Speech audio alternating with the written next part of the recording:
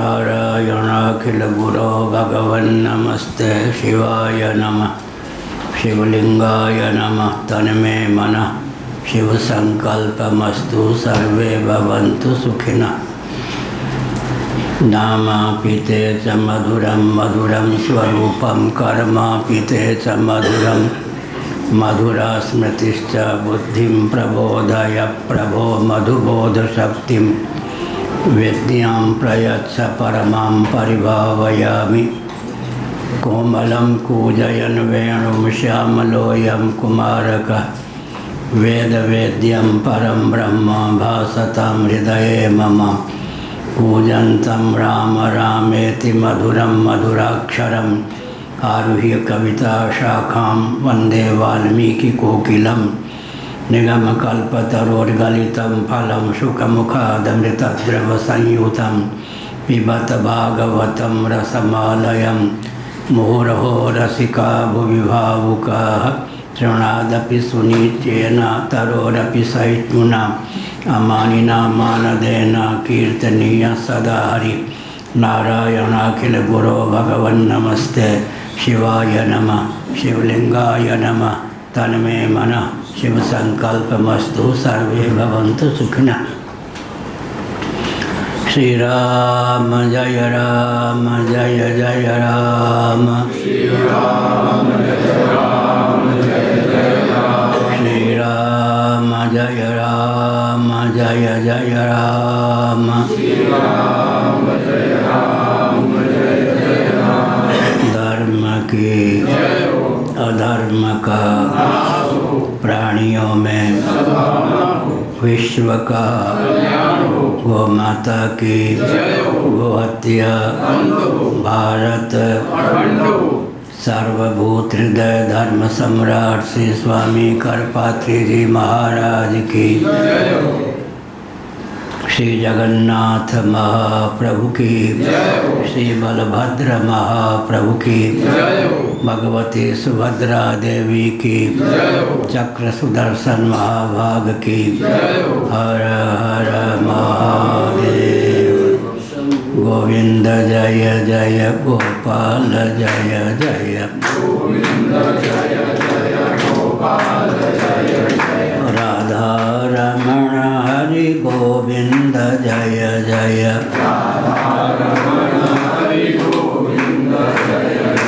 श्री कृष्ण गोविंद हरे मुरारे।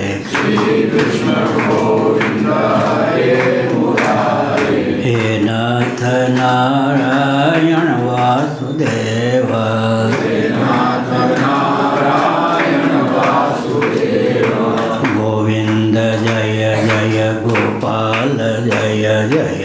गोविंद जय जय गोपाल जय जय। राधा रमण हरि गोविंद जय जय। राधा रमण हरि गोविंद जय जय। गोविंद जय जय गोपाल जय जय। गोविंद जय जय गोपाल जय जय। राधा रमण हरि गोविंद जय जय। राधा रमण हरि गोविंद जय जय। गोविंद जय जय गोपाल जय जय। गोविंद जय जय गोपाल जय जय। राधा रमण हरि गोविंद जय जय। राधा रमण हरि गोविंद जय जय। हम हिंदू राष्ट्र बनाएंगे। हम भारत भव्य बनाएंगे। भारत भव्य बनाएंगे। हिंदू सर से मानसर तक, भारत बृहद बनाएंगे, वंदे मातरम। स्वस्तिक चिह्नित सूर्य अंकित, केसरिया ध्वज लहराएंगे, हम भारत भव्य बनाएंगे, हम भारत बृहद बनाएंगे, वंदे मातरम। कौन तो 270 71 आनंदगिरी। कौन? हाँ, नीचे से तीसरी। अच्छा। नारायण बृहदारण्यक उपनिषद 1.4.10। शांकर भाष्य आनंदगिरी टीका सहित पृष्ठ 271, नीचे से तीसरी पंक्ति।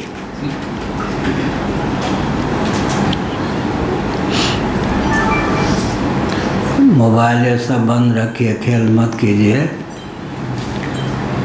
मोबाइल से ज़्यादा प्रेम हो तो खिसक जाइए। नारायण।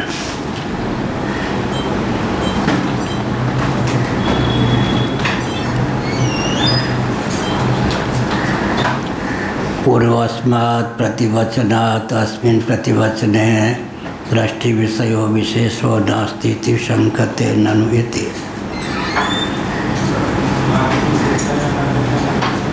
नीचे से तीसरी। हाँ, समझ गए। नीचे से तीसरी पंक्ति ठीक है, लेकिन हम तो गणित का काम कर रहे थे। मस्तिष्क को इसमें डालने के लिए 2 पंक्ति 3 पंक्ति ऊपर से पढ़ना आवश्यक क्या? अभी तो गणित पर ग्रंथ लिख रहे हैं ना, इधर डालने के लिए आवश्यक है 2-3 पंक्ति पहले। पूर्वस्मात् प्रतिवचनात् अस्मिन् प्रतिवचने दृष्टि विषयो विशेषो नास्ति इति शंकते। जो पूर्व वचन है उससे इस वचन में, प्राप्त वचन में दृष्टि विषयो विशेषो नास्ति, दृष्टा को लेकर कोई विशेषता सिद्ध नहीं है, ऐसी शंका हुई। ननु इति कहकर इस शंका को भगवान भाष्यकार ने उद्भाषित किया है। 271 पृष्ठ दूसरे पैरा की पहली पंक्ति नन्वत्र को विशेषो दृष्टरीय। विषय यह चल रहा था कि घट का दृष्टा हो तो अंतःकरण गत सुख दुख आदि का दृष्टा हो तो, या दृष्टि का ही दृष्टा हो तो दृष्टित्व में तो कोई विशेषता नहीं है। इसका उत्तर दिया गया है कि प्रत्यासत्तिर्विशिष्यते, पंचदशी का यह वचन है। प्रत्यासत्तिर्विशिष्यते, अन्नमय भी दृश्य है, लेकिन उसकी अपेक्षा बाह्य जो भवन इत्यादि हैं वो पराग हैं। पराग पदार्थों की अपेक्षा, देहबाह्य पदार्थों की अपेक्षा अन्नमय कोश स्थूल शरीर प्रत्यक है। अन्नमय की अपेक्षा सूक्ष्म शरीर के अंतर्गत प्राणमय, मनोमय, विज्ञानमय कोश की अंतरंगता सिद्ध है। प्राणमय से भी प्रत्यक मनोमय, मनोमय से भी प्रत्यक आनंदमय, विज्ञानमय, विज्ञानमय से भी प्रत्यक आनंदमय है। आनंदमय के 2 भेद होते हैं, फलात्मक आनंदमय और बीजात्मक आनंदमय। प्रिय मोद और प्रमोद के रूप में जो आनंद उल्लसित होता है उसका नाम है फलात्मक आनंदमय। प्रिय की अपेक्षा मोद, मोद की अपेक्षा प्रमोद उन्नत आनंद है। अभिमत अभीष्ट वस्तु या व्यक्ति के मिलने की भावना से जो आनंद उद्रिक्त होता है अंतःकरण में, वो प्रिय है। अभीष्ट व्यक्ति इच्छित वस्तु के सेवन से जो आनंद होता है मोद होता है। प्रिय की अपेक्षा मोद उन्नत आनंद है। इच्छित वस्तु का यथेच्छ उपभोग कर लेने पर जो बाह्याभ्यंतर आनंद की स्फूर्ति होती है, जिसको अंग्रेजी वाले ओवरफ्लोइंग कहते हैं, वो प्रमोद है। प्रिय की अपेक्षा मोद, मोद की अपेक्षा प्रमोद उन्नत अर्थात उत्कृष्ट आनंद है। यह अभिप्राय हुआ।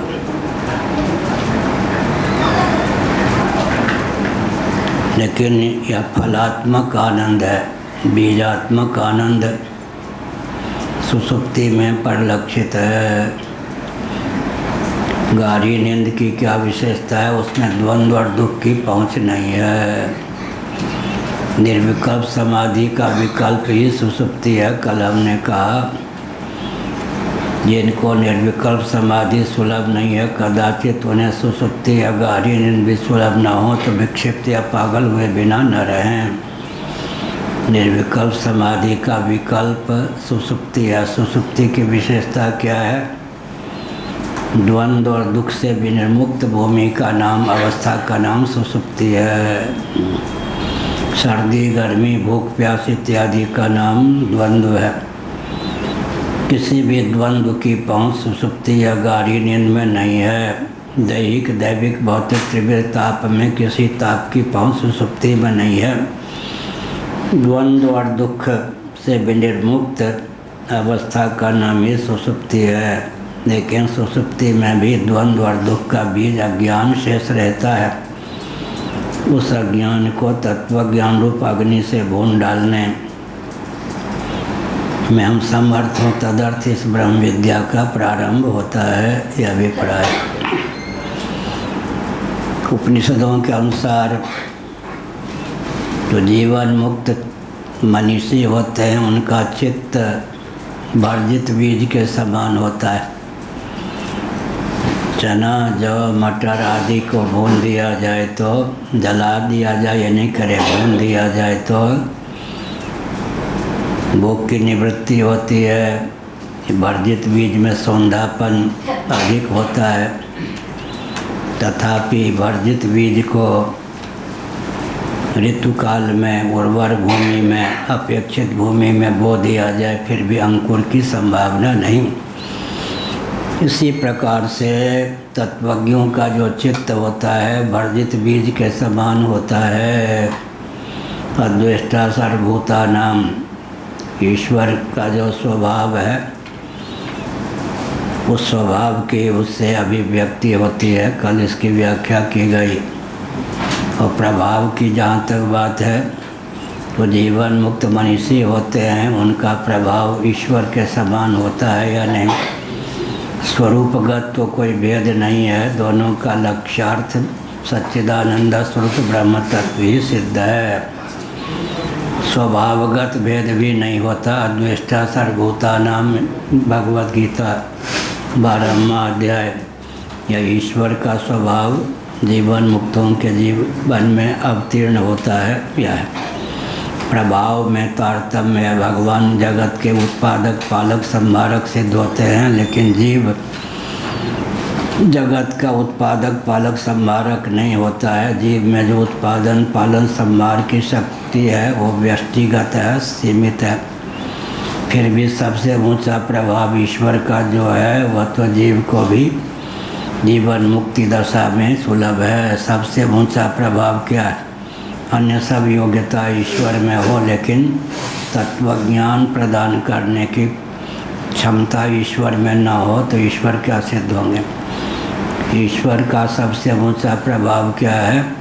तेषामेवानुकंपार्थम अहम अज्ञानजं तमः नाशयात्म भावस्व ज्ञान दीपेन भास्वता। अनन्य भक्तों के चित्त में अनुग्रह करने की भावना से मैं सच्चिदानंद स्वरूप सर्वेश्वर ही उनके अंतःकरण में आत्मभावस्थ होकर ज्ञान दीपक प्रज्वलित करता हूँ। जो ज्ञान दीपक बहुत विचित्र है, कई प्रकार से उसके बुझ जाने की संभावना है, जिसका वर्णन तुलसीदास जी ने विस्तार पूर्वक किया। लेकिन भगवान का कहना है, जब अनन्य भक्त के हृदय में मैं स्वयं ही अपने चिन्मय कर कमलों से ज्ञान दीपक प्रज्वलित करता हूँ, तो माया उसमें विघ्न क्या डालेगी। वेद स्तुति में कहा गया, जही जही अजाम। ब्रह्म मुहूर्त में वेदों ने स्तुति की, मारो मारो। भगवान ने कहा, ये बड़ा विचित्र हिसाब है, क्या सुनने को मिल रहा है, मारो मारो, जही जही अजाम। अजा माने माया, प्रभो माया को मार दो मार दो। भगवान ने कहा, प्रातः काल ब्रह्म मुहूर्त में मारो मारो श्रुतियाँ क्यों कह रही हैं। तो उन्होंने कहा, महाराज ये जो माया है, अजा माया अविद्या, या जीवों को भवाटवी में भटकाती है, इसलिए मार डालने योग्य है। न रहे बाँस न बने बाँसुरी, न बने बाँसुरी न बजे बाँसुरी। भगवान ने कहा कि न्यायाधीश का दायित्व होता है दोनों पक्षों को सुने। माया की भी बात में सुन लो ना तो फांसी दो या क्या करूँ। माया से भगवान ने कहा, ये श्रुतियाँ कहती हैं विद्या, जही जही अजाम, तुम्हारे लिए कहती हैं मार डालो। भगवान मुझसे कहती हैं श्रुतियाँ, मारो मारो, अजा को मारो। तुम्हारी कोई उपयोगिता हो तो बताओ। माया ने कहा, मारना हो मार डालिए, लेकिन मैं तो जो करती हूँ करती ही रहूँगी जब तक जीवित रहूँगी। क्या करती हो? आपके सन्मुख जो होते हैं उनको विघ्न डालूँ तो मार डालिए। आपसे विमुख जीवों को थप्पड़ लगाती रहती हूँ, कभी कभी चप्पल जूते का भी प्रयोग कर देती हूँ। यह मेरा स्वभाव है। आपके अभिमुख कोई होना चाहता है तो मैं और द्रुत गति से उसे अभिमुख कर देती हूँ, लेकिन आपके विमुख व्यक्ति को तो चपत लगाती रहती हूँ, वो चपत लगाती रहूँगी। अगर आप इसको अपराध समझते हैं तो मार डालिए। भगवान ने कहा, तुम्हारी वकालत से प्रसन्न हूँ, नहीं मारूँगा। यह अभिप्राय किया हुआ तत्वज्ञों का जो चित्त होता है वर्जित बीज के समान होता है। भुने हुए बीज को ऋतुकाल में अपेक्षित भूमि में बो देने पर भी अंकुर आदि संभावित नहीं, लेकिन चना इत्यादि जो वर्जित बीज हैं उनमें स्वाद बढ़ जाता है। इसलिए जीवन मुक्तों का जो चित्त को लेकर जो व्यवहार होता है बड़ा रम्य होता है। क्यों होता है? राग द्वेष से रहित होता है चित्त। जीवन मुक्तों का व्यवहार जो होता है सर्वात्म भाव भावित होता है, सबके हित में प्रयुक्त और विनियुक्त होता है। जीवन मुक्त जो महात्मा होते हैं सबके हित ऐसे ही होते हैं, सबके हितज्ञ होते हैं, सबके हित करने में तत्पर होते हैं और समागत व्यक्ति जो समीप आता है उसके कल्याण करने में भी समर्थ होते हैं। जीवन मुक्तों का स्वभाव तो वही हो गया जो अद्वेष्टा सर्वयुक्तानां मैत्रा करुण एवचा ईश्वर का स्वभाव है। वो स्वभाव भी जीवन मुक्तों के जीवन में अवतीर्ण हो जाता है। अब प्रभाव की बात हमने कही, अनंत कोटि ब्रह्मांड का उत्पादन पालन संभरण भगवान ही कर सकते हैं। और क्षमता तो जीवों में नहीं आती जीवन मुक्त हो जाने पर भी, लेकिन सबसे उत्कृष्ट भगवान का प्रभाव जीवन मुक्तों में भी परिलक्षित होता है। ददामि बुद्धि योगम तम तेषामेवानुकं पार्थमहम् अज्ञानजं तमः नाशयामि आत्मभावस्थो ज्ञानदीपेन भास्वता। सबसे उज्ज्वल उत्कृष्ट भगवान का प्रभाव क्या है? जीवों का उद्धार कर देना।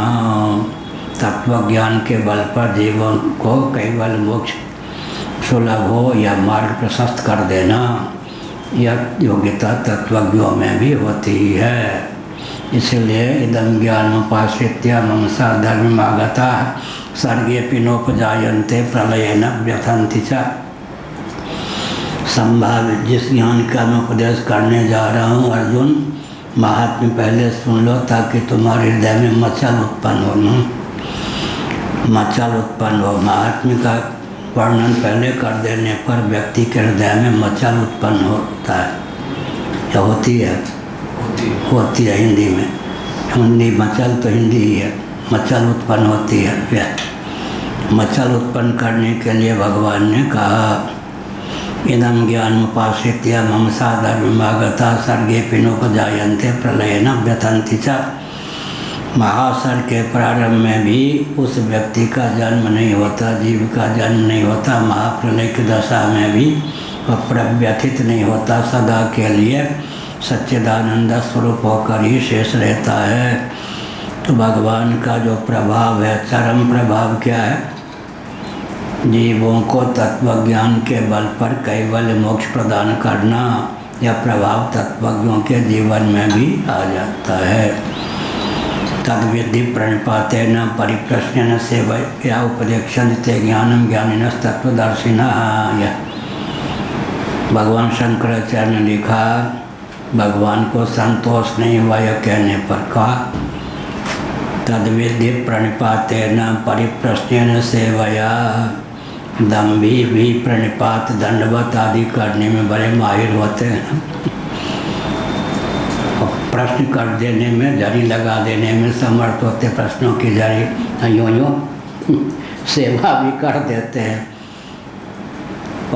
तद्विधि प्रणिपातेन दंडवत प्रणाम और सेवा तथा प्रश्न दंभ के द्वारा भी, दंभियों के द्वारा भी संभव है। इसीलिए अंतरंग योग्यता जो दंभी में चरितार्थ न हो क्या है? श्रद्धावान लभते ज्ञानम तत्पर संयतेन्द्रिय।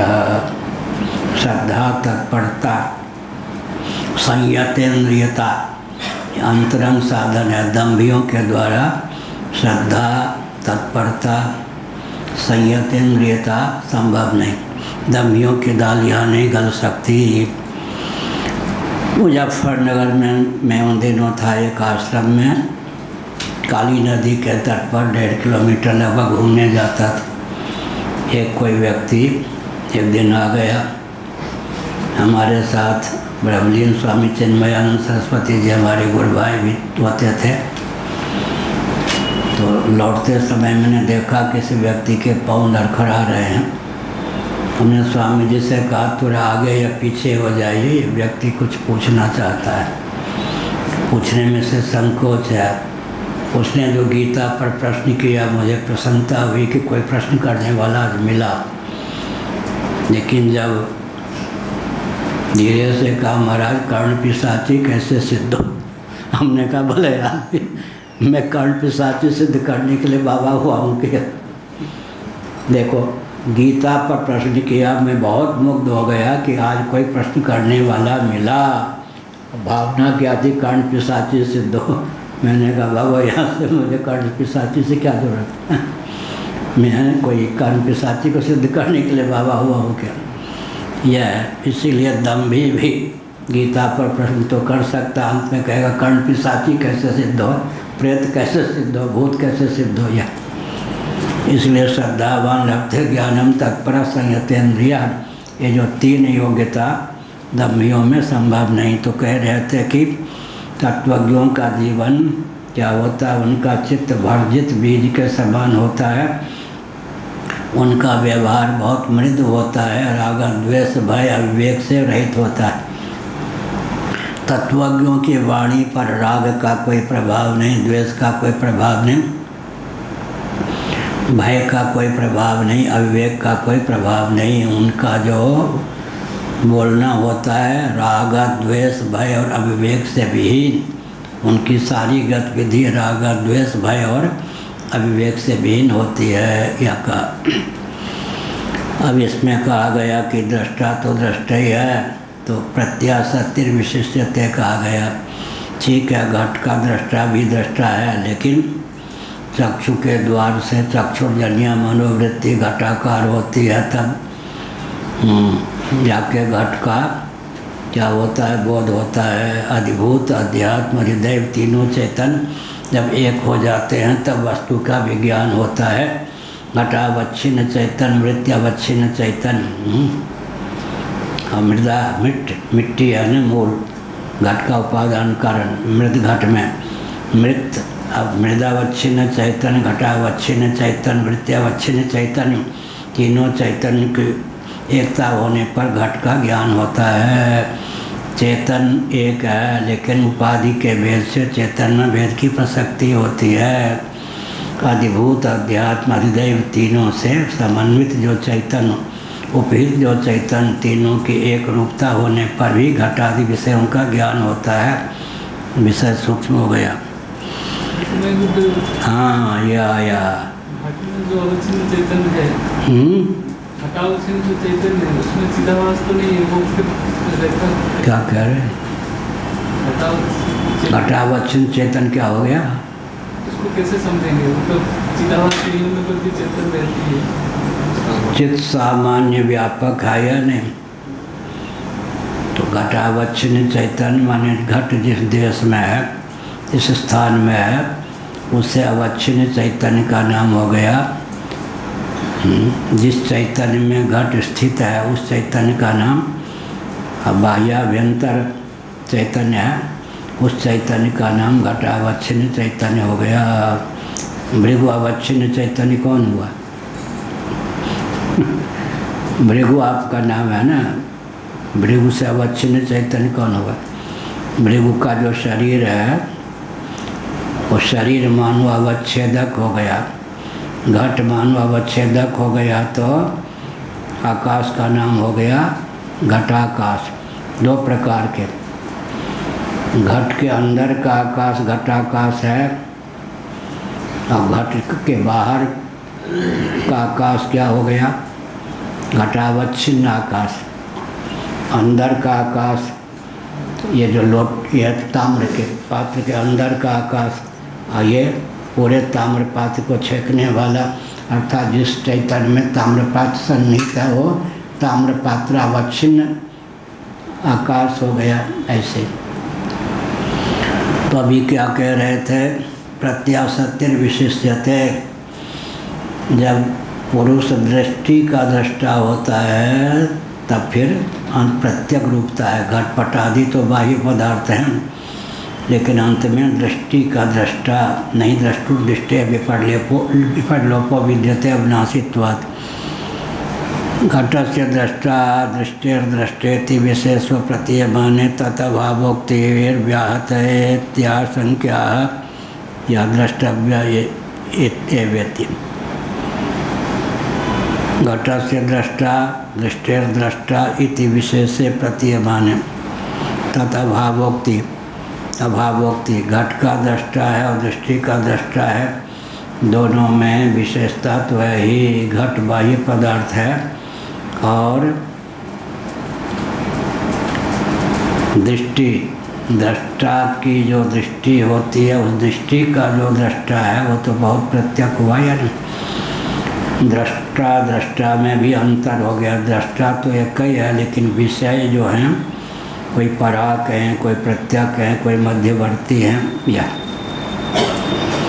घटादि की अपेक्षा नेत्र प्रत्यक, नेत्र की अपेक्षा मन प्रत्यक, मन की अपेक्षा बुद्धि प्रत्यक है। अब बुद्धि की अपेक्षा चिदाभास भी प्रत्यक, चिदाभास प्रत्यक्ष है, प्रत्यक है या व्यक्त प्रत्यक है। इस प्रकार से प्रत्यासत्य विशिष्यते। तो दृष्टा तो सभी होते हैं, लेकिन स्थूल विषयों में ही जिनकी गति होती है, मति होती है, स्थिति होती है, उनके कहते मोटी बुद्धि वाला। तो बुद्धि तो मोटी होती है क्या? बुद्धि तो पंचीकृत पंच महाभूतों के सम्मिलित 3/4 सत्वम से विनिर्मित है। ठीक जगह आ गए, बैठ जाइए। बुद्धि क्या है? अपंचीकृत पंच महाभूतों के सम्मिलित 3/4 सत्वांश से अंतःकरण की अभिव्यक्ति होती है।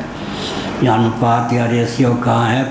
पैंगलोपनिषद में एक ही जगह यह अनुपात। अपंचीकृत पंचभूतों के सम्मिलित 3/4 सत्वांश से अंतःकरण की संरचना होती है या हुई है, या हुआ। और अपंचीकृत आकाश के 1/4 सत्वांश से अतीन्द्रिय श्रोत्र इंद्रिय की रचना हुई है। अपंचीकृत आकाश के 1/4 रजोंश से क्या हुआ, वाक की संरचना हुई है। सब में तालमेल है। सुनते किससे हैं, कान से, बोलते किससे हैं, वाक से। दोनों नाभिक है। नाभिक माने आकाश का कार्य। सत्वात् समझाते ज्ञानम रजः कर्मणि भारत। अपंचीकृत आकाश के 1/4 सात्विक अंश से अतीन्द्रिय श्रोत्रेंद्रिय की रचना हुई। अपंचीकृत आकाश के 1/4 रजोंश से अर्थात राजस अंश से अतीन्द्रिय वाक इंद्रिय की संरचना हुई। कान से सुनते हैं, वाक से बोलते हैं, हो गया ना तालमेल। दोनों नाभिक, नाभिक माने नभ के कार्य, शब्द बनाया हुआ है। वायव्य आदि तो होता ही है, वारुण होता है, जली को पार्थिव होता है, वारुण होता है, आग्नेय होता है, वायव्य होता है। और आकाश के कार्य को क्या कहेंगे, तो आपने कह दिया नाभिक होता है। नाभिक जैसे होता है वैसे नाभिक शब्द बनाया गया। यह हुआ, तालमेल हुआ या नहीं। स्पर्श का ग्रहण त्वक इंद्रिय के द्वारा होता है। स्पर्श का विसर्जन हाथ के द्वारा होता है। हाथ कौन, अतीन्द्रिय हस्तेन्द्रिय, ये तो बाह्य है। इंद्रियां अतीन्द्रिय होती। इंद्रियों के अभिव्यंजक संस्थान इंद्रिय गोचर होने पर भी इंद्रियां अतीन्द्रिय होती हैं। अब अपंचीकृत तेज के या अग्नि के 1/4 सत्वांश से अतीन्द्रिय नेत्र इंद्रिय की उत्पत्ति हुई। गंतव्य का दर्शन किससे होता है, नेत्र से। और गंतव्य तक गमन होता है पाँव से। इसका और इसका तालमेल है। इसलिए अपंचीकृत तेज के 1/4 राजस से पाद चरण नामक इंद्रिय की उत्पत्ति हुई। चरण नामक इंद्रिय को अभिव्यक्त करने का संस्थान ये बाह्य पाँव है। मुर्दा में भी रह सकता रहता है। अब अपंचीकृत जल के 1/4 सत्वांश से रसनेन्द्रिय की उत्पत्ति हुई। और अपंचीकृत जल के 1/4 रजों से जलनेन्द्रिय मूत्रेंद्रिय की उत्पत्ति हुई। यहाँ से जल पीते हैं, वहाँ से जल का त्याग करते हैं। अपंचीकृत पृथ्वी के 1/4 सत्वांश से अतीन्द्रिय नासिका या घ्राणेन्द्रिय की रचना हुई। अपंचीकृत पृथ्वी के 1/4 रजों से वायु गुदा की रचना हुई, है ना। गुदा के द्वारा त्याग हो जाता है गंध का। नासिका के द्वारा ग्रहण हुआ तो गुदा के द्वारा त्याग हो जाता है। एक ग्रहण के लिए है, एक विसर्जन के लिए है। ग्रहण करने वाली इंद्रिय का नाम ज्ञानेंद्रिय है, विसर्जन करने वाली इंद्रिय का नाम कर्मेंद्रिय है। अब अंतःकरण क्या है, ज्ञान और कर्म भयात्मक है। कहाँ लिखा है, श्रीमद् भागवत के 11वें स्कंद के 23वें अध्याय में अंतःकरण ज्ञान कर्म भयात्मक है। ज्ञानेंद्रिय को भी अंतःकरण का योग चाहिए, कर्मेंद्रिय को भी अंतःकरण का योग चाहिए। तो तालमेल से जीवन चला या नहीं, ये लंबी व्याख्या हो गई। तो घट का दृष्टा, घट का जो दृष्टा है, हम लोग दृष्टा तो हैं। बहुत विचित्र बात। भोजन बनाने वाले जो होते हैं तो वैज्ञानिक नहीं कहे जाते।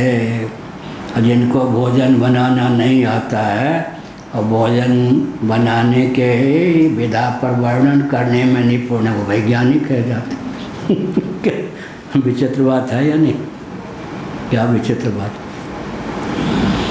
भोजन बनाने वाले वैज्ञानिक नहीं कहे जाते, प्रयोग उनके पास। अब प्रयोग का रहस्य जो जानते हैं वो वैज्ञानिक कहे जाते हैं। उन वैज्ञानिक को कह दीजिए जरा एक भोजन ही बना दो तो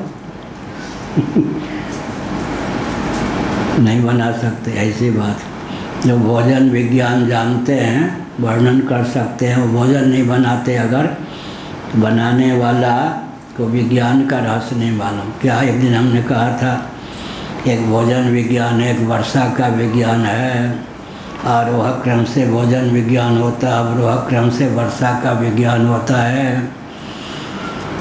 सॉलिड ठोस पदार्थ है, दाल चावल ये सब। मैं दिल्ली गया पहली बार विद्यार्थी जीवन में, तो डालमिया जी सरस्वती देवी उनकी पत्नी थी, उसने मुझे निमंत्रण दिया, मैं विद्यार्थी था।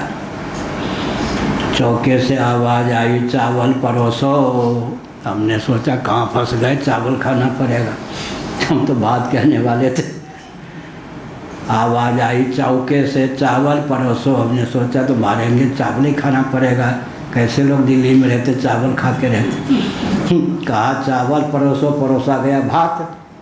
हमने कहा क्या बात है, तो किसी ने कहा आप विद्यार्थी हो, जहाँ से आए हो वहाँ भात कहते हैं, यहाँ चावल, भात को भी चावल एक करने का बहुत विकट बात, चावल भी चावल और भात भी चावल ऐसे ही है।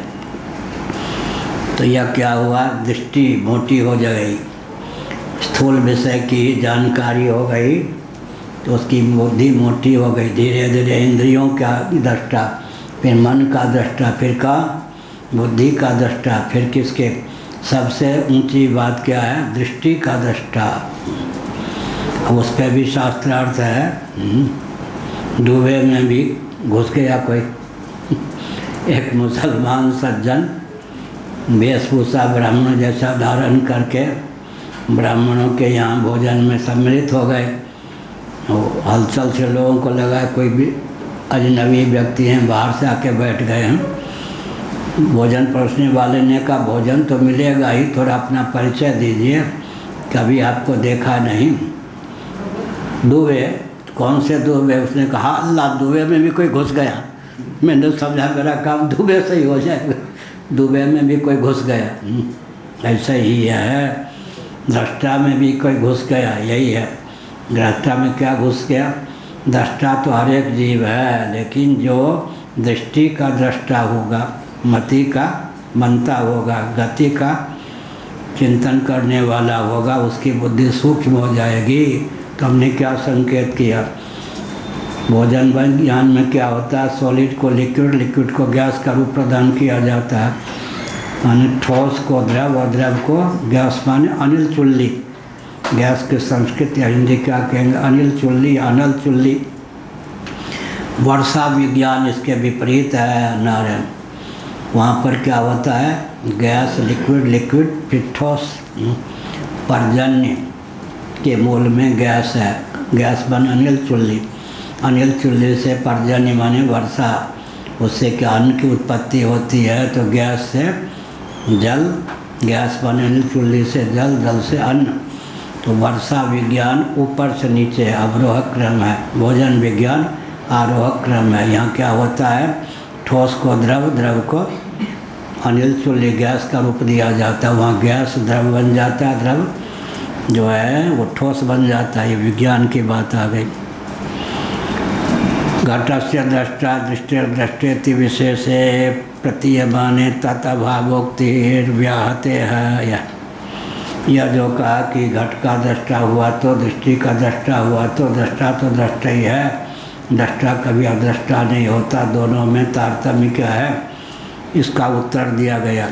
अरे भाई, घट का दृष्टा ठीक है, दृष्टि का दृष्टा, दोनों में विशेष की प्रतीति तो है ही, इसलिए अभावोक्ति जो है निरस्त करने योग्य है। अभावोक्ति जो है निरस्त करने योग्य है, दोनों में तो कोई अंतर नहीं है। अंतर यह है, स्थूल विषय का जो दृष्टा होगा उसके जीवन में सूक्ष्मता नहीं आएगी, पकड़ उसकी स्थूल होगी, और दृष्टि का जो दृष्टा अपने को समझेगा उसकी दृष्टि, उसके जीवन में दृष्टित्व अत्यंत उच्छलित रहेगा। इसलिए कल कहा था या नहीं कहा था, पश्यंती वाक, योगी जिस वाक से देखते हैं, योगी वाक से देखते हैं, योगी जिस वाक से नींद आ रही है, ठीक है नींद न जमाई आ रही इतनी बहुत है, नींद नहीं आई है। नींद का पूर्व रूप पाठ ऐसा ही होता है कि व्यक्ति सो ही जाए ना रहे। इसे दृष्टा में अंतर हो गया या नहीं? तो बुद्धि को सूक्ष्म करने की क्या विधा है? अब बैठ जाए कहीं, इसे प्रयोग करना चाहिए। हमने 14 घंटे रोज़ प्रयोग किया है निमसारण आदि में, श्रृंगेरी आदि में, जंगल में रह के, बद्री वन में, कहाँ पहले यह पुष्प है ना, पुष्प का दृष्टा, घट का दृष्टा, यह लोटे का दृष्टा। फिर धीरे धीरे इंद्रियाणि परान याहुरिंद्रियेभ्यः परम मन मनसस्तु परा बुद्धि यो बुद्धे पर तत्सा। उसके बाद नेत्रेंद्रिय का दृष्टा, फिर मन का दृष्टा, धारणा के द्वारा फिर बुद्धि का दृष्टा, फिर चिदाभास का दृष्टा, फिर साक्षी हो गए, सबके साक्षी। तो दृष्टित्व, दृष्टा को दृष्टा के अनुरूप ही समझ लिया तो बुद्धि कितनी सूक्ष्म होगी। इसलिए बुद्धि को सूक्ष्म करने के लिए किसी भी वस्तु में कुंठित ना हो। क्या कोई भी वस्तु हो, सूक्ष्म से सूक्ष्म, कारण से कारण या स्थूल से स्थूल, सब में अप्रत्याहत गति हो जाए बुद्धि की। इसलिए बुद्धि को सूक्ष्म करने की आवश्यकता होती है। जो स्थूल विषय का ही चिंतन करता रहता है उसकी बुद्धि स्थूल ही रहती है। सूक्ष्म विषय का चिंतन करते करते सूक्ष्म हो जाती है। कारण का चिंतन करते करते बुद्धि और सूक्ष्म हो जाती है। कारणातीत परमात्मा का चिंतन अगर कर लिया तो बुद्धि की पराकाष्ठा हो जाती है। फिर तो ब्रह्मा जी के समान उसकी बुद्धि बुद्धि का अधिदेव कौन है? ब्रह्मा। बुद्धि के अधिदेव ब्रह्मा के समकक्ष हो जाता है कौन? क्या बुद्धि का भी जो अपने को दृष्टा समझे वो बुद्धि ब्रह्मा जी के समकक्ष हो जाता है। उसकी बुद्धि उतनी सूक्ष्म हो जाती है। और चित्त का जो अपने को दृष्टा समझेगा वो विष्णु भगवान के समकक्ष हो जाएगा। अहंकार का जो दृष्टा अपने को समझेगा वो शिव रुद्र के समकक्ष हो जाएगा। मन का जो अपने को दृष्टा समझेगा चंद्रमा के समकक्ष हो जाएगा। इंद्रियानुग्राहक जो देवता हैं वो एक विशेष बात है। जीव का जो औपाधिक धरातल पर स्वरूप है, कदाचित जीव उसी को समझ ले, माने हम आप उसी को समझ लें तो कितने ऊंचे हो जाएं। पदोन्नति क्या कहा हमने? विषय कारण सुरजीव समेता सकल एकते एक सचेता, सब कर परम प्रकाशक जोई राम अनादि अवधपति सोई। बहुत उत्कृष्ट पंक्ति है रामचरितमानस की। विषय कारण सुरजीव समेता सकल एकते एक सचेता। विषय की अपेक्षा उसके उद्भाषक कर्णग्राम, कर्मेंद्रिय, ज्ञानेन्द्रिय, अंतःकरण, ज्ञानेन्द्रिय, अंतःकरण। करण की अपेक्षा प्रत्यक करणग्राम के उद्भाषक कौन हो गए? अधिदैव। और अधिदैव के भी अनुग्राहक, उनमें भी चित्ता का आधान करने वाला, उनका भी प्रकाशक कौन हो गया? जीव। आसन से मत डोल रहे तो पिय मिलेंगे। देवी देवताओं को नमस्कार करना चाहिए, नास्तिकता का परिचय नहीं देना चाहिए। भगवान साक्षात अवतीर्ण होते हैं तो अभी इंद्र आदि देवताओं को हाथ जोड़ते हैं, शिष्टाचार का त्याग नहीं करें। लेकिन तत्वज्ञ के सामने कोई तत्वज्ञ न होकर देवता आँख ऐठा कर दिखावें तो मुँह की किसको खानी पड़ेगी? देवताओं। क्योंकि जीव जो है औपाधिक धरातल पर भी देवताओं से ऊंचा है, अर्थात देवताओं का उद्भाषक कोई जीव है। कारण क्या है? वेदादि शास्त्र सम्मत कर्मोपासना के प्रभाव से ही कोई जीव देवता बनता है। देवता कौन बना? जैसे शतक क्रतु कोई जीव हो गया, 100 शास्त्र सम्मत अश्वमेध याग का एक ही जीवन अनुष्ठान कर लिया तो देह त्याग के बाद इंद्र पद को प्राप्त हो गया। अंग्रह उपासना जिसकी परिपुष्ट हो गई, देह त्याग के बाद ब्रह्मा के पद को प्राप्त हो गया। तो जीव का मौलिक स्वरूप जो है वही तो फिर उपाधि के योग से, उपासना के योग से, कर्म के योग से देवता का रूप धारण करता है। इसलिए जीव का मौलिक स्वरूप जो है औपाधिक धरातल पर भी जीव जहाँ है वो देवताओं से उत्कृष्ट है। जीव से ऊपर फिर जगदीश्वर, जगदीश्वर से विषय करण सुर जीव समेता सकल एक तेग सचेता सब कर परम प्रकाशक जो ही राम अनादि अवध सोई। ज़्यादा व्याख्या न करके घटस्य दृष्टा दृष्टि दृष्टेति विशेष से प्रतीयमाने तत् अभावोक्तिर्व्याहत्याशंक्या द्रष्टव्या एवं। घट का दृष्टा है तो दृष्टि का दृष्टा है तो विशेषता की प्रतीति तो होती है। उसके अभाव को लेकर जो वचन कहा गया वह तो व्याहत है, माने निरस्त हो गया, टिक नहीं पाया। इस पर कहते द्रष्टव्य एव इति। भगवान शंकराचार्य महाराज ने कहा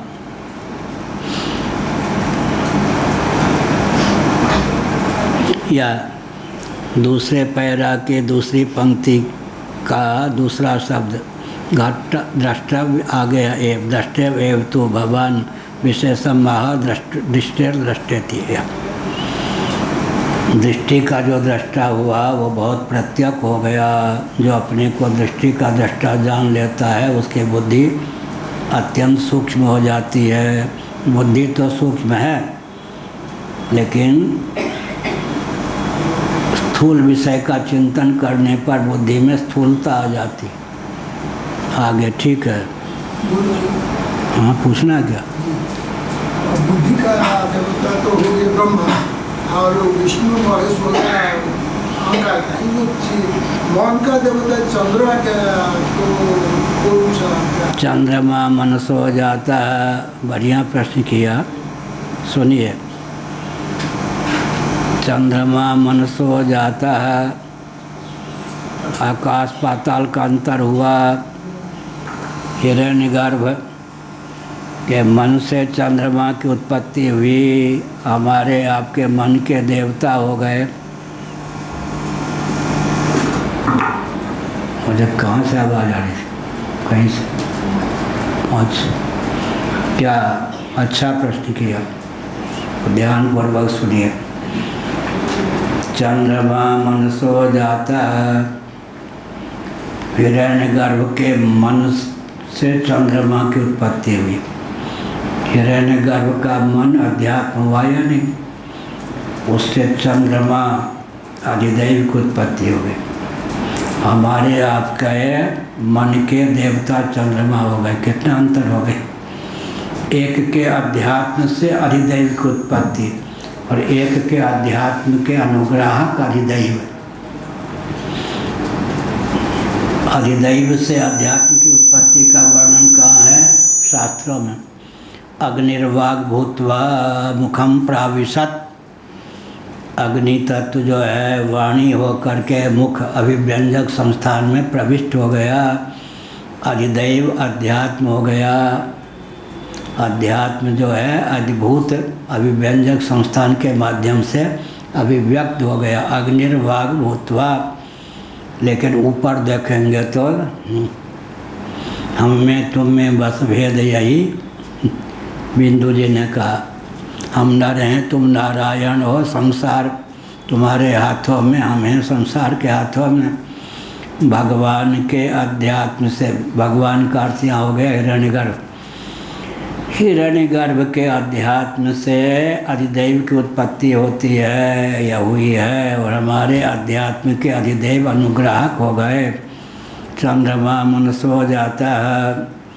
भगवान के हिरण्यगर्भ के मन से चंद्रमा की उत्पत्ति हुई और हमारे मन से, मन के अनुग्राहक हो गए चंद्रमा। क्या हमारे अध्यात्म के जो अधिदैव हैं उनकी उत्पत्ति हिरण्यगर्भ के अध्यात्म मन से हुई।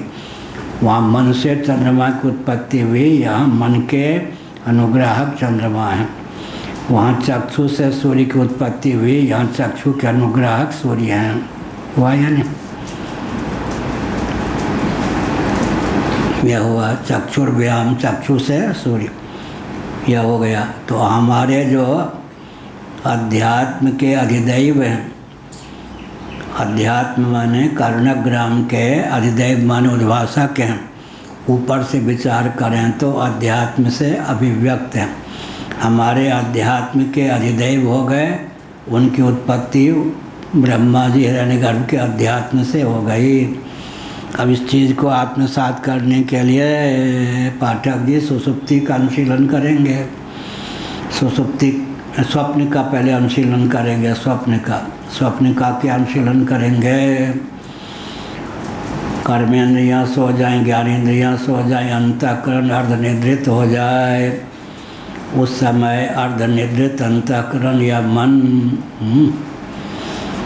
मन अंतःकरण का एक हिस्सा या मन कह देंगे तो पूरा अंतःकरण। उस समय क्या होता है, स्वप्नावस्था में हमारा आपका मन ही अधिभूत अध्यात्म अधिदैव तीनों रूपों में उल्लसित होता है या नहीं। स्वप्नावस्था का अनुशीलन करने पर अध्यात्म से अधिदैव की उत्पत्ति का रहस्य हम समझ सकते हैं। इसलिए ब्रह्मा जी की दिव्यता या क्षमता को आत्मसात करने के लिए स्वप्नावस्था में जो हम तेजस होते हैं, अपनी दिव्यता का बोध हो सकता है। या स्वप्नावस्था में हमारा मन ही क्या करता है, मन भी बन जाता है, उसका अनुग्राहक देव चंद्रमा भी बन जाता है। अधिभूत अध्यात्म अधिदैव तीनों रूपों में मन ही अभिव्यक्त होता है। तो सब जो ब्रह्मा जी की क्षमता है, वो क्षमता हमको कब मिलती है, स्वप्नावस्था में। तेजस ब्रह्मा जी की, इसलिए एक रूपता हो गई है सब। और कुछ पूछना नहीं। घटस्य द्रष्टा दृष्टिर्दृष्टेति विशेषे प्रतीयमाने तदभावोक्तिर्व्याहतेत्याशंक्या द्रष्टव्येवेत तथा द्रष्टर्यपि विशेषो भविष्यति, तब तो दृष्टा में भी कोई विशेषता सिद्धि हो जाएगी। या दृष्टि को लेकर तो विशेषता हो गई ना, नेत्र दृष्टि और दृष्टा की दृष्टि में अंतर हो गया। नेत्र दृष्टि तो बहुत स्थूल है, बाह्य है, और दृष्टा की दृष्टि प्रत्यक्ष है। तथा द्रष्टर्यपि विशेषो भविष्यति, तब तो दृष्टा में भी विशेषता होगी। दृष्टात्विति इस प्रकार दूसरे पैरा भाष्य की दूसरी पंक्ति में दृष्टा तो यदि दृष्टिर यदि वा घट से दृष्टा दृष्टैव या दृष्टैव, दृष्टा तो हमेशा दृष्टा ही होता है। घट का दृष्टा हो तो, दृष्टि का दृष्टा हो तो विषयगत स्थूलता सूक्ष्मता होने पर भी दृष्टिगत स्थूलता या सूक्ष्मता की प्रसक्ति बिल्कुल नहीं होती। या वृत्तिमत अंतःकरणावच्छिन्ना सविकारो घट दृष्टा कूटस्थ चिन्ह मात्र स्वभाव सन्निधि सत्ता मात्रेण बुद्धि तद्वृत्तीनां दृष्टयति विशेषम अंगीकृत्य परिहरति नेत्यादिना। दोनों में विशेषता क्या है, इस पर कहा आनंद गिरि जी ने।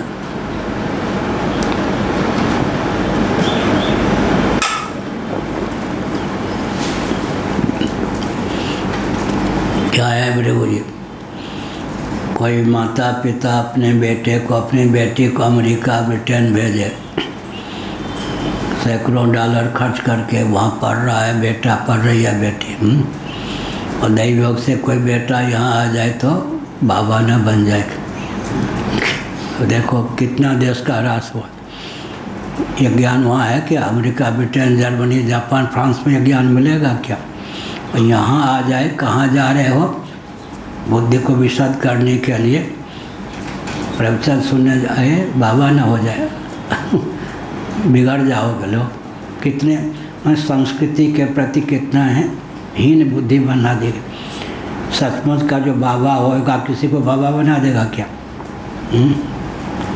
वो मोहक जाट कुल का है, उसकी माता को चिनते हुए कि इनके पास आ गया बाबा न बना दे पे। हमने कहा सुनो, हम ब्राह्मण को ही बाबा बनाते हैं, ये जाट नहीं बनाएंगे। हर ब्राह्मण को भी नहीं बनाते, बाबा होने के लिए ही जिसका जन्म हुआ है उसकी परख है, उसी को बनाते। निश्चिंत रहो, ले जाना चाहो ले जाओ। दूसरी बात हमने कही, जो ज्ञान अमेरिका, ब्रिटेन, जर्मनी, जापान में हज़ारों डॉलर खर्च करने पर भी नहीं मिलेगा, वो यहाँ बनता है। लेकिन देश की स्थिति यह है कि सांस्कृतिक ह्रास। इधर कोई आ जाए युवक तो कहते हैं बाबा ने बना दें, कहाँ वहाँ क्या मिलेगा भाई, घटपट क्या लगा। अब बताओ, बड़ी दौर है। वो लोग शांति नहीं प्राप्त करते तो इधर भगते हैं, यहाँ के लोग वहाँ भगते ज्ञान बटोरने के लिए। उनके पास तो सब ज्ञान है भी नहीं। घटस्य दृष्टा दृष्टि दृष्टेति विशेषे प्रतीयमाने तद अभावोक्तिर्व्याहते। भाई घट के दृष्टा में और दृष्टि के दृष्टा में विशेष तो प्रतीयमान है, मन अनुभव सिद्ध है। इसलिए जो आपने कहा दृष्टा तो दृष्टा ही है, उस वो जो वचन आपका निरस्त हो गया। तथा दृष्टरपि विशेषो भविष्यति, तब तो दृष्टा में भी विशेषता होगी ही। पांचवी टिप्पणी द्रष्टव्यवत, जब द्रष्टव्य में तारतम्य है तो दृष्टा में भी तारतम्य होगा ही। यह का द्रष्टव्य क्या है? घट इत्यादि। बुद्धि को सूक्ष्म बनाने के लिए क्या करना चाहिए? सूक्ष्म विषय का चिंतन करना चाहिए। घटादि का ही चिंतन करेंगे, बेटा बेटी आदि सबका, या धन का नोटों के बंडल का चिंतन करेंगे, बुद्धि स्थूल हो गई। बुद्धि तो सूक्ष्म है, लेकिन उसके चिंतन का जो विषय होता है, दर्शन का जो विषय होता है, तदरूप बुद्धि ढल जाती है। यह कहा दृष्टि का दृष्टा अगर होंगे तो बुद्धि बहुत सूक्ष्म हो जाएगी। या और कहीं दृष्टि का दृष्टा, कल कहा था, आज भी कहा कई बार, नहीं दृष्टुर्दृष्टि विपर्लोपो विद्यते अविनाशित्वात्। अन्यत्र भगवान शंकराचार्य ने इस पर बहुत कुछ लिखा है। दृष्टि की दृष्टा की दृष्टि का विपर्लोप नहीं होता, क्योंकि वह दृष्टि अविनाशनी है, नश्वर नहीं है। दृष्टा की दृष्टि का विपर्लोप नहीं होता। तब प्रश्न उठवा, एक हुआ दृष्टा एक हुई दृष्टि। तो कल बताया राहो शिरा, संबंध विभक्ति जो है अभेद में चरितार्थ है। जो राहु है वही सिर है। राहो शिरा कहने पर भी राहु का सिर सिद्ध नहीं होता। ऐसे दृष्टा की दृष्टि कहने पर भी दृष्टा की दृष्टि सिद्ध नहीं होती। माने जो दृष्टि है वही दृष्टा है, जो दृष्टा है वही दृष्टि है। अर्थात दोनों में संबंध विभक्ति प्रयुक्त होने पर भी भेद असिद्ध है। यह तथा दृष्टर्यपि विशेषो भविष्यति हो गया। वृत्तिमत अंतःकरणावच्छिन्न सविकारो घटद्रष्टा। अब वो भेद करते हैं। घटद्रष्टा कौन हो गया? वृत्तिमत अंतःकरणावच्छिन्न चैतन्य जो सविकार है। वृत्तिमत अंतःकरणावच्छिन्न चैतन्य विकार सविकार, यूँ पहले कर दें। वृत्तिमत अंतःकरणावच्छिन्न जो सविकार है, सविकार विकार युक्त तो घटद्रष्टा हुआ। वृत्तिमत अंतःकरणावच्छिन्न एक है अंतःकरणावच्छिन्न, एक है वृत्तिमत अंतःकरणावच्छिन्न। क्या हुआ?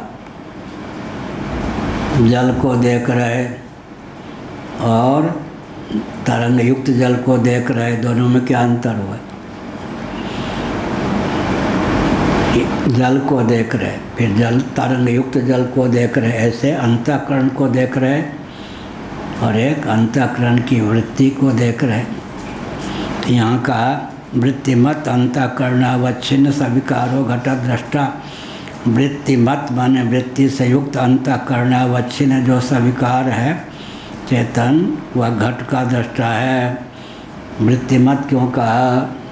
यह चक्षुर्जन्य मनोवृत्ति घट प्रदेश तक पहुंचकर घटाकार होती है। तो वृत्तिमत अंतःकरण से अवच्छिन्न चैतन्य हो गया, घटावच्छिन्न चैतन्य। अब घटावच्छिन्न चैतन्य होगा तो उसमें वृत्ति अवच्छिन्नता बनेगी ही, और वृत्ति अवच्छिन्नता बनने के पहले अंतःकरणावच्छिन्नता बनेगी ही।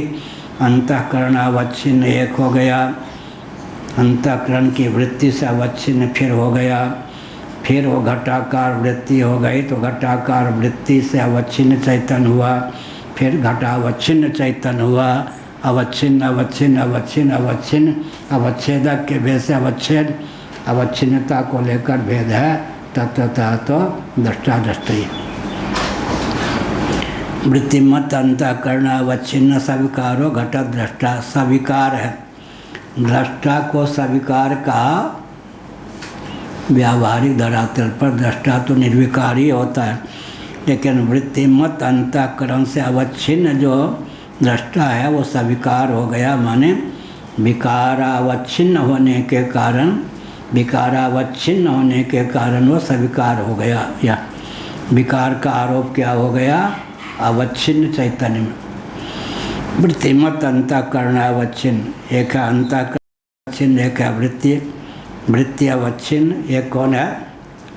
वो वृत्ति होगी तो घटादि के आकार की होगी, वृत्ति होगी। वृत्ति भी कहाँ से आएगी? बाहर जाएगी, बाहर जाएगी तो घट का दर्शन होगा, तो घटाकार वृत्ति हो गई। घटाकार वृत्ति से अवच्छिन्न चैतन्य हो गया, सविकार हो गया। वो दृष्टा जो होगा सविकार, घट दृष्टा। कूटस्थ चिन्ह मात्र स्वभाव सन्निधान सत्ता मात्रेण बुद्धि तदवृत्ति नाम दृष्टेति विशेषम अंगीकृत्य परिहरति। अब विशेषता को स्वीकार करके शंकराचार्य महाभाग भाष्यकार आक्षेप का समाधान करते हैं। क्या करते हैं? कूटस्थ चिन्ह मात्र स्वभाव, कूटस्थ कूट के समान। कूटस्थ, कूट माने समूह होता है और जो लोहा आदि पीटते हैं इस पे, ऐसे वो कूटस्थ निर्विकार रहता है। ऐसे कूटस्थ माने निर्विकार। चिन्ह मात्र स्वभाव सन्निधि सत्ता मात्रेण, जो कूटस्थ है घट दृष्टा। दृष्टा क्या? कूटस्थ है, चिन्ह मात्र स्वरूप है, स्वभाव है, सन्निधि सत्ता मात्रेण, उसके सानिध्य मात्र से, उसकी सन्निधि मात्र से। बुद्धि तद्वृत्ति नाम, बुद्धि और उसकी वृत्ति का दृष्टित्व बनता है। छठी टिप्पणी में कहा सद्भावेन। या बुद्धिमत वृत्तिमत अंतःकरणावच्छिन्न, एक हुआ अंतःकरणावच्छिन्न, एक हुआ वृत्तिमत अंतःकरणावच्छिन्न। वृत्ति के रूप में फलीभूत नहीं है अंतःकरण, तब चैतन्य हो गया वृत्ति अवच्छिन्न चैतन्य। जब वृत्ति के रूप में अंतःकरण उच्छलित है तब वृत्तिमत, वृत्ति से युक्त अंतःकरणावच्छिन्न। मान लो जल को देख रहे, जैसे ये है, यहाँ खोलेंगे जल को देखें, और सरोवर आदि में तरंग से युक्त जल को देखा तो अंतर पड़ गया। ऐसे ही वृत्तिमत केवल अंतःकरण को दृष्टा, फिर वृत्तिमत अंतःकरण का दृष्टा हो गया।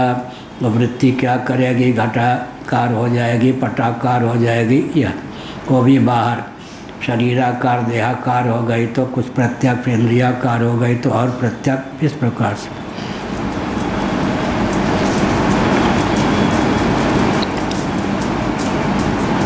तब हो गया वृत्तिमत अंतःकरणावच्छिन्न सविकारो घट दृष्टा। कूटस्थ चिन्ह मात्र स्वभाव हो, तो कूटस्थ बने निर्विकार होता, चिन्ह मात्र स्वभाव है।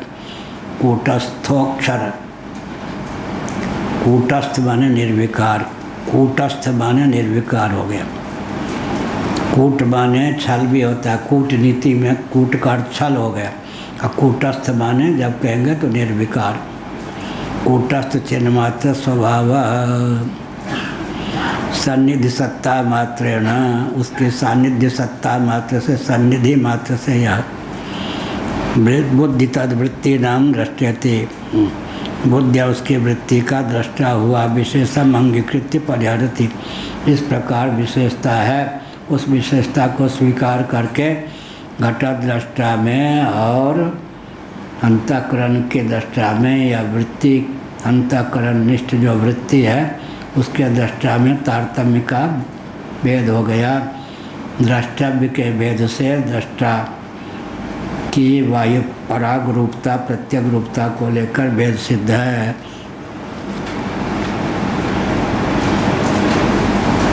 नेत्यादि नाम, दृष्टा तो दृष्टा ही है, विषय भेद से एतदेव स्फुटयति, इसी को स्फुट रीति से और स्पष्ट कर देते हैं। अस्ति इति, अस्ति अत्र, यह दूसरे पैराभाष्य की अंतिम पंक्ति से ऊपर, अस्ति अत्र विशेषो यो दृष्टिर्दृष्टा सदृष्टिश्च चेद भवति नित्यमेव पश्यति दृष्टिं न कदाचिदपि दृष्टिर्न दृश्यते दृष्टा तत्र द्रष्टुर्दृष्टिया नित्यया भवितव्यम। यह का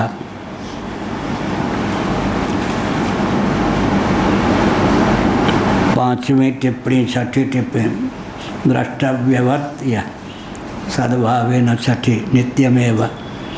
अस्त्यत्र विशेष, यहाँ विशेष तो है ही, वृत्तिमत अंतःकरण का दृष्टा हुआ तो घटा,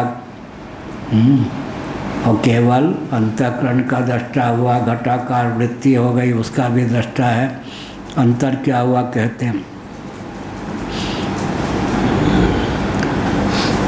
वृत्ति यही हुआ ना, वृत्तिमत अंतःकरणावच्छिन्न सविकारो घटद्रष्टा। वृत्तिमत अंतःकरणावच्छिन्न का जो दृष्टा है, अंतःकरणावच्छिन्न जो दृष्टा है वो सविकार है। कूटस्थ चिन्ह मात्र स्वभाव सन्निधिफत, लेकिन कूटस्थ चिन्ह मात्र जो आत्म तत्व है उसके सानिध्य मात्र से बुद्धि तद्वृत्ति नाम दृष्टा, बुद्धि और उसकी वृत्तियाँ जो हैं अवभाषित होती हैं। कल कहा था सविता प्रकाशते, सूर्य प्रकाश करते हैं, प्रकाशित करते हैं, प्रकाश करते हैं, उद्भाषित करते हैं। तब क्या अर्थ होगा, सूर्य में, सूर्य तो प्रकाश स्वरूप हैं, प्रकाशन क्रिया का कर्तृत्व सूर्य में क्या है, उपचारित है। सविता प्रकाशते, कमल इत्यादि को सूर्य प्रकाशित करते हैं, सूर्य प्रकाश स्वरूप हैं, उनमें प्रकाशन क्रिया का कर्तृत्व बिल्कुल नहीं है। तो फिर सविता प्रकाशते इस प्रकार का प्रयोग ही क्यों होता है, तो उसका उत्तर क्या होगा, सूर्य के सानिध्य मात्र से प्रकाश वस्तुएं प्रकाशित हो जाती हैं स्वतः, लेकिन सूर्य में केवल प्रकाशन क्रिया का कर्तृत्व उपचारित होता है, गौण प्रयोग होता है। वास्तव में घटादि पदार्थों को प्रकाशित करने के लिए सूर्य को कोई बल और वेग की आवश्यकता नहीं होती है। यह हुआ सविता प्रकाशते, प्रकाश स्वरूप सूर्य के सानिध्य मात्र से घटादि पदार्थ स्वतः प्रकाशित होते हैं। सूर्य में प्रकाशन क्रिया का कर्तृत्व बिल्कुल नहीं है, क्योंकि वो प्रकाश स्वरूप ही है, प्रकाश के कर्ता नहीं है, प्रकाश स्वरूप ही है। लेकिन सूर्य सविता प्रकाशते में क्या हो गया, प्रकाशन क्रिया का कर्तृत्व उपचारित है। इसी प्रकार से उपचारित माने गौण ड्यूटी से प्रयुक्त है, वास्तव में है ही नहीं। ऐसे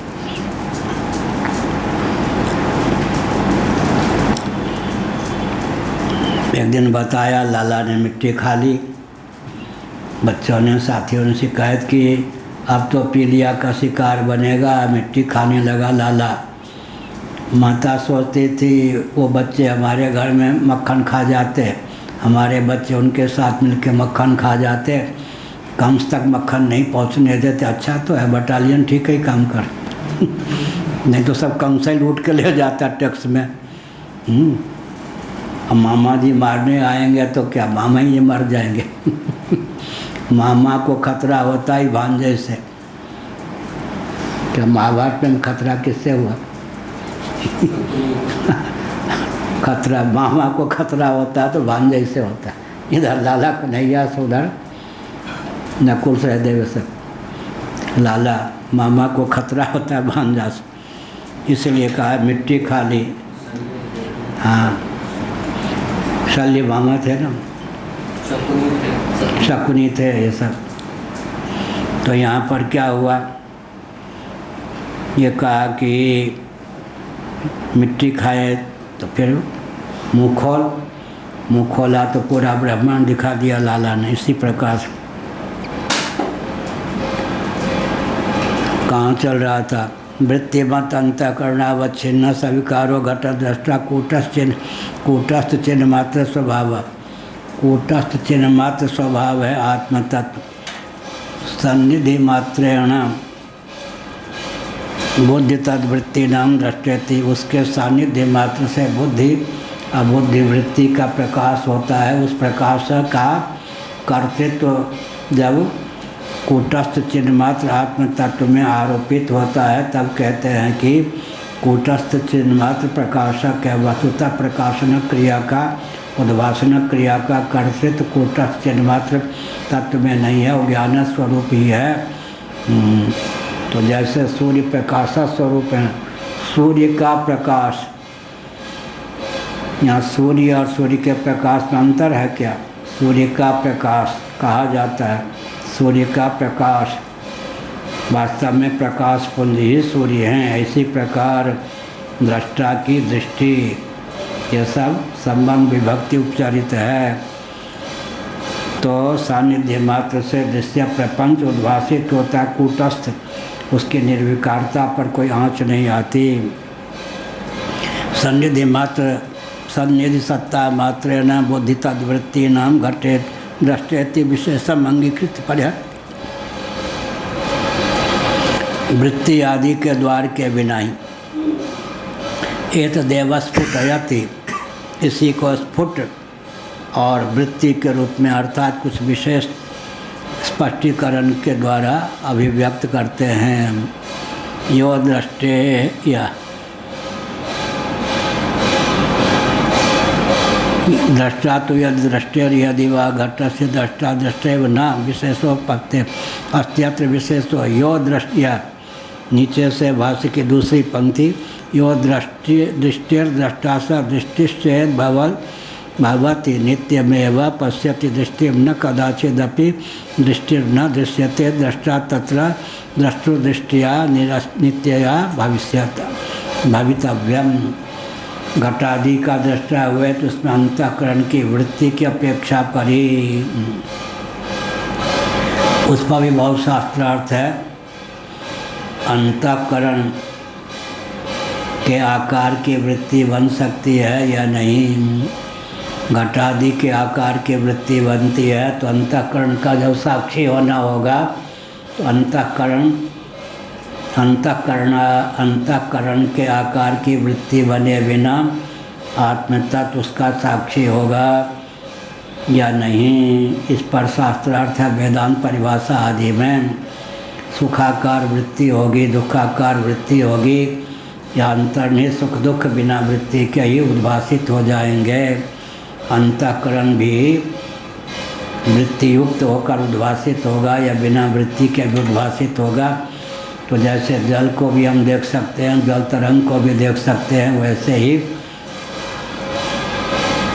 अभी 15 मिनट है ना, अंतःकरण के भी साक्षी हैं, उसकी वृत्ति के भी साक्षी हैं। अब वृत्ति अगर अंदर ही रही तो वृत्ति के साक्षी हैं। वृत्ति अगर नेत्र द्वार से घट प्रदेश तक पहुँच कर घटाकार हो गई तो घट के भी साक्षी हो जाते हैं। क्या घटावच्छिन्न चैतन्य अंतःकरणावच्छिन्न चैतन्य दोनों चैतन्य का एकत्व होने पर ही घट ज्ञान होता है। इमेज सिस्टम फिजिक्स में घटावच्छिन्न चैतन्य अंतःकरणावच्छिन्न चैतन्य दोनों के एकत्व की दशा में दोनों चैतन्य उपाधि भेद से दोनों चैतन्य की एक रूपता हो जाएगी, तब जाकर क्या होगा, घट ज्ञान होगा।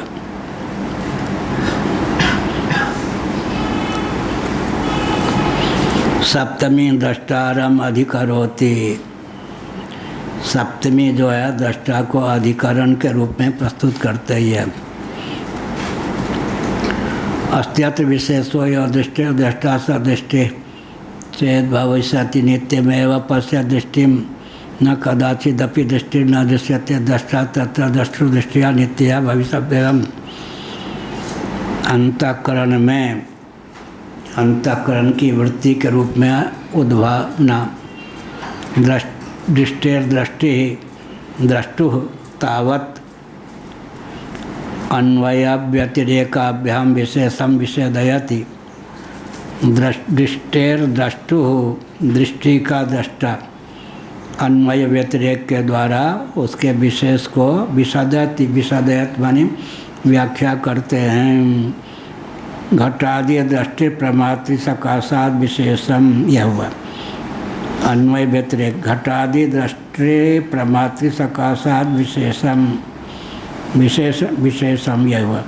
घटादि का दृष्टा जो है प्रमाता के सन्निधान से प्रमाता प्रमाण प्रमेय। कल कहा गया था कि प्रमेय की अपेक्षा प्रमाण प्रत्यक है।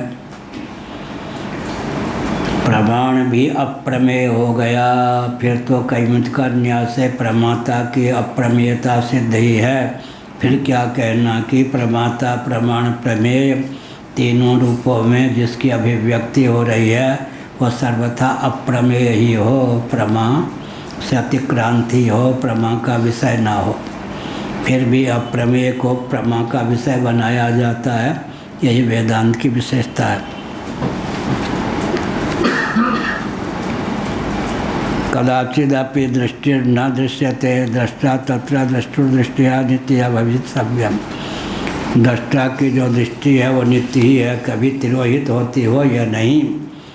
अब उस पर है कि वैशेषिक कहेंगे सुसुप्ति में तो तिरोहित हो जाती है। इसका उत्तर वेदांतों में कहा गया। नींद टूटने पर क्या होता है? परामर्श। परामर्श माने स्मरण क्या होता है? सुखमाम स्वापसम न किंचिद अवेदिसम मामप्यहम न ज्ञासितम। सुखमहम स्वापसम न किंचित अवेदिसम मामप्यहम न ज्ञासितम।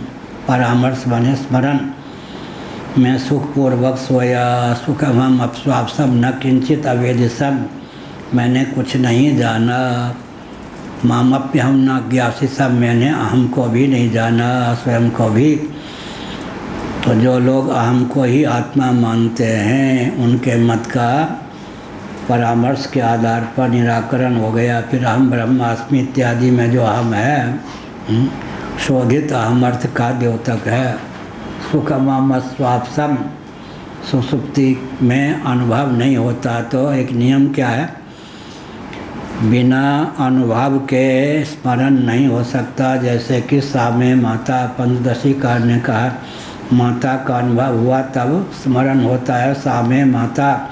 इसी प्रकार सुसुप्ति में अगर अज्ञान और सुख अनुभव न होते, उनका अनुभव न हुआ होता तो नींद टूटने पर सुखमहम स्वापसम न किंचिद अवेदिसम मामप्यहम न ज्ञासिसम, इस प्रकार का परामर्श कैसे होता? इस प्रकार के परामर्श से सिद्ध होता है कि सुसुप्ति में ज्ञान के विषय कौन थे? दो, एक था सुख, एक था अज्ञान। अज्ञान का भी ज्ञान हुआ ना। न किंचित अवेदिसम या जो परामर्श या स्मरण है सिद्ध करता है। अज्ञान भी सुसुप्ति में क्या था? ज्ञान का विषय। और सुख भी सुसुप्ति में ज्ञान का विषय था। या सुसुप्ति में भी सुख मिलता है। अहम से अतिक्रांत भूमि में जो सुख है वो सुसुप्तिगत सुख है। क्या? अहम से अतिक्रांत, अहम नहीं है लेकिन सुख की पहुँच है। अहम का क्षेत्रफल ज़्यादा है या सुख का क्षेत्रफल ज़्यादा? सुख का।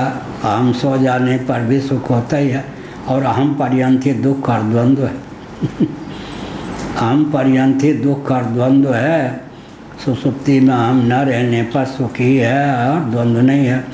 निर्द्वंद्व और निर्दुख जीवन चाहिए तो अहंकार को हाथ जोड़ें। बचपन में 5वीं कक्षा में कविता रही होगी, अब मुझे कविते लग गई भूत के समान। तो एक दो दिन तो बड़े भाई बहुत प्रसन्न हुए। उसके बाद क्या पागल तेरा हर समय बोलता रहता, क्या कहा? सभी ज्ञान का जो आगार है, मिटाता सदा जो अहंकार है, उसे ही हमारा नमस्कार है। यह पंक्ति इतनी चढ़ गई कि जब मैं देख पागल की तरह से सभी ज्ञान का जो आगार है, बड़े भाई ने कहा बहुत अच्छा बहुत अच्छा। अब हम तो फिर क्या पागल की तरह हर समय यही बोलता रहता डांट पड़ गई। सभी ज्ञान का जो आगार है, मिटाता सदा जो अहंकार है, उसे ही हमारा नमस्कार है। अहम, ये अहम ही तो सब करता है क्या? सुसुप्ति में निर्दुख और निर्द्वंदता का रहस्य क्या है? अहमिति का विलोप माने अहमिति की बीजावस्था। सभी ज्ञान का वो क्या कह रहे थे सुसुप्ति में? द्वंद्व और दुख की पहुँच सुसुप्ति में नहीं है, गाढ़ी नींद में नहीं है।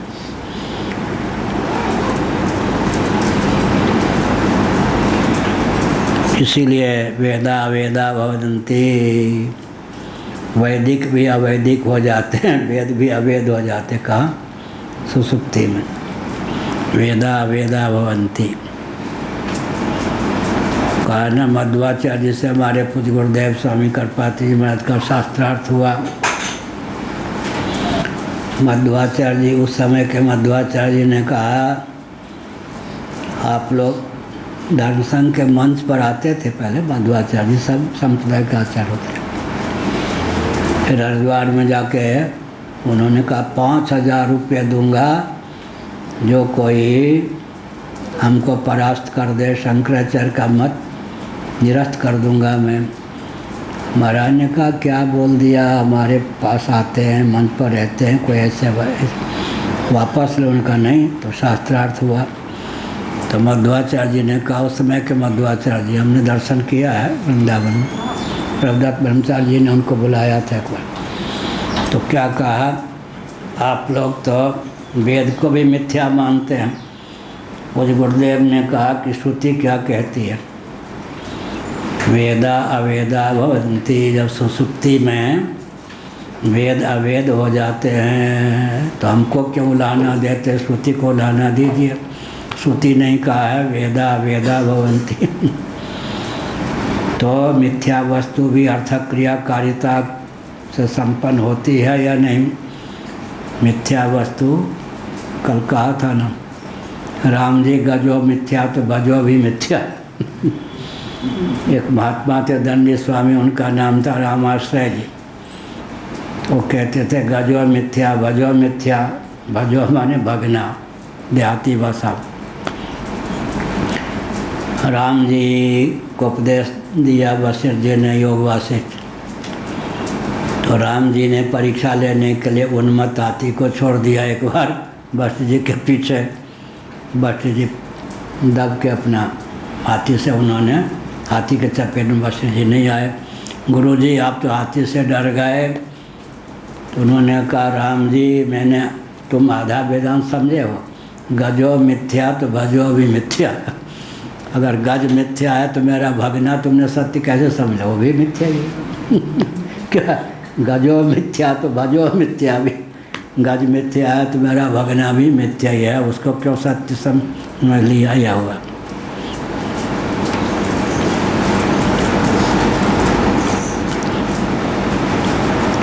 अब का भवतु दृष्टि सद्भावे द्रष्टु सदा तदृष्टित्वम तथापि कथम कूटस्थ दृष्टित्वम।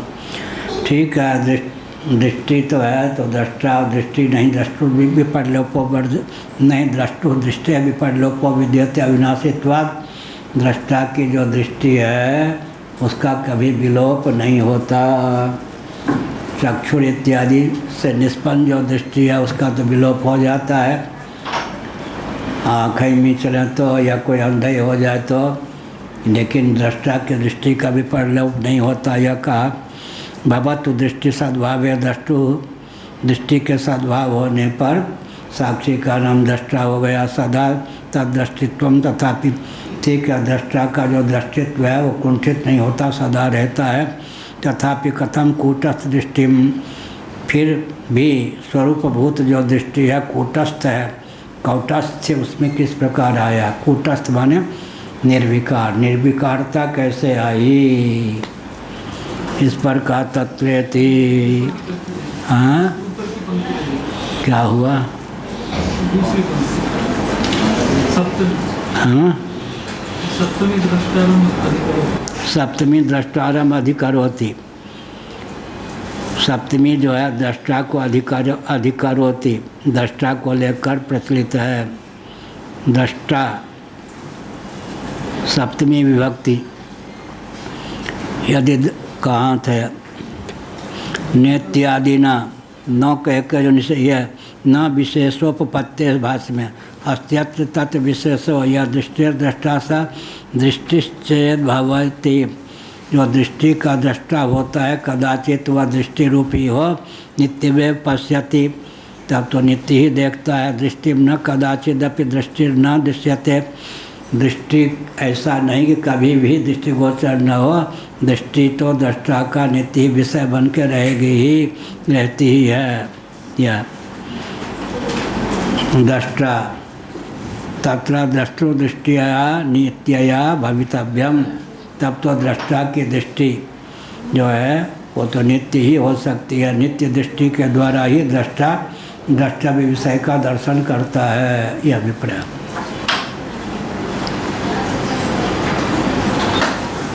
बाबा तो दृष्टि सद्भावे दृष्टु सदा तद्दृष्टित्वम। दृष्टि के सद्भाव में दृष्टा सदा ही दृष्टि के योग से दृष्टा बना रहता है, अर्थात दृष्टा की दृष्टि कभी कुंठित नहीं होती, विलोप को प्राप्त नहीं होती। या तथम कूटस्थ दृष्टि त्वम इत्या। फिर भी कूटस्थ दृष्टि तो कूटस्थ दृष्टि तो कैसे मानते? स्वरूपभूत दृष्टि जो है कूटस्थ है। कूटस्थ माने कौटस्थ लगा देंगे। निर्विकारता कैसे है? नेत्र दृष्टि की सविकारता हो गई, लेकिन दृष्टा की दृष्टि की निर्विकारता कैसे हुई? यह प्रश्न उठा। विकार का अर्थ क्या होता है? कार। विकार माने कार्य, विकार का अर्थ होता है कार्य। कारो विक्षेप, कार का अर्थ होता है विक्षेप। जो भी कार से यात्रा करते हैं विक्षेप कितना होता है? 15 हम कार है महाराज, 400 किलोमीटर तो कार से यात्रा कर ही लूँगा, करके देख लो। कारो विक्षेपा का विकार में कार का अर्थ क्या हो गया? विक्षेप। विकार माने फिर विकार में कार का अर्थ क्या हो गया? विक्षेप। विक्षेप को मोल लेना हो, सैकड़ों किलोमीटर कार से यात्रा करो। ट्रेन में कम से कम 100 तो सकते हैं ठीक से। फिर भी अपनी अपनी बात है। अब यह कहा कूटस्थ दृष्टि कैसे है, निर्विकारता कैसे है? इस पर कहा तत्र इति। या अंतिम पंक्ति वार्षिकी 271 तत्र दृष्टुर्दृष्टिया नित्यया भवितव्यम। दृष्टा की जो दृष्टि है वो नित्य होती है। अपनी नित्य दृष्टि के बल पर ही दृष्टा घटादि का दृष्टा होता है, लेकिन घटादि का जो दृष्टित्व है उसमें द्वार के रूप में इंद्रिय दृष्टि की भी प्राप्ति होती है। परंतु दृष्टा की दृष्टि जो कहते हैं कभी विपरलोप को प्राप्त नहीं होती, नित्य ही होती है। इस पर कहना पहले ही कह दिया, दृष्टा भी नित्य और दृष्टि भी नित्य, तभी तो दृष्टा की दृष्टि कहेंगे। तो वहाँ अभेद में भेदोपचार है, संबंध विभक्ति का प्रयोग अभेद में है।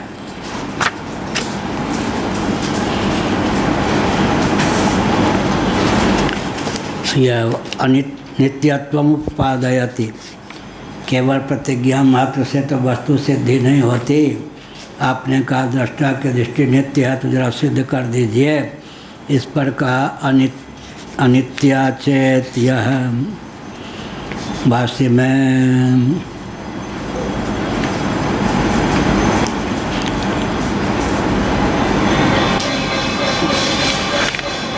यह 272 पेज पहली पंक्ति वाली अनित्या चेत दृष्टु दृष्टि तत्र दृश्या या दृष्टि सा कदाचित न दृश्येतापि यथा अनित्यया दृष्टिया घटादि वस्तु न च तदृष्टिया।